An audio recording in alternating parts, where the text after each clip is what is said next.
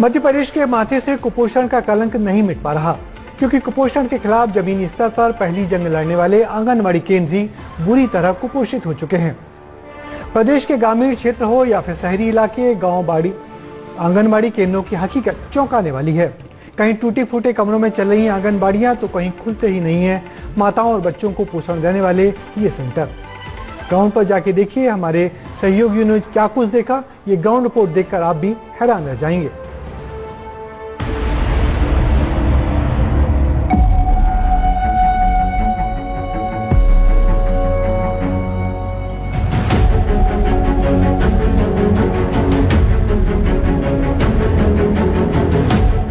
जर्जर भवन, टूटी खिड़कियां और उस पर मंडराते जाले।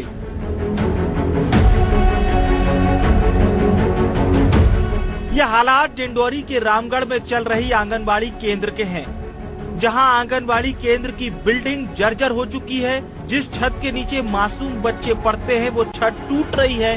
हालात इतने खराब हैं कि बच्चों को आरोग्य केंद्र में शिफ्ट किया गया है। यह आयुष्मान आरोग्य मंदिर का परिसर है। उप स्वास्थ्य केंद्र रामगढ़ है, जो विकासखंड अमरपुर के अंतर्गत आता है, जहां पर छोटे छोटे नन्हे मुन्ने बच्चे यह अस्पताल के बाहर बैठे हुए हैं। बताया यह जा रहा है कि यहाँ का जो आंगनबाड़ी का भवन है वो जर्जर हो चुका था। उनका आंगनबाड़ी केंद्र मतलब जर्जर हो गया है, पानी टपक रहा है नीचे। यहाँ का नक्शा खसरा भी जमा हो गया है, लेकिन यहाँ पे पता नहीं अब कब नया आंगनबाड़ी भवन का निर्माण होगा। मेरे मतलब बच्चों के लिए बहुत परेशानी है। न सिर्फ डिंडोरी बल्कि बालाघाट जिले में भी आंगनबाड़ी केंद्र अपने अस्तित्व के लिए संघर्ष कर रहे हैं। कान्हा टोला और 40 बोड़ी के ये आंगनबाड़ी केंद्र की तस्वीरें उसके हालात को बयां कर रही हैं। कान्हा टोला में 2015-16 में बना आंगनबाड़ी केंद्र जर्जर हो चुका है। बारिश में छत से पानी आता है। हालात इस कदर खराब हैं कि आंगनबाड़ी को गांव में ही किसी ग्रामीण के घर शिफ्ट करना पड़ता है। भवन की ये तस्वीरें इसकी हकीकत दिखाने के लिए काफी हैं। इसके अलावा बालाघाट के 40 बोड़ी में हालात तो और भी बदतर हैं। केंद्र में ना तो किचन है और ना ही बच्चों के लिए शौचालय की व्यवस्था। हालात ये हैं कि राशन भी दूसरे व्यक्ति के घर रखना पड़ता है।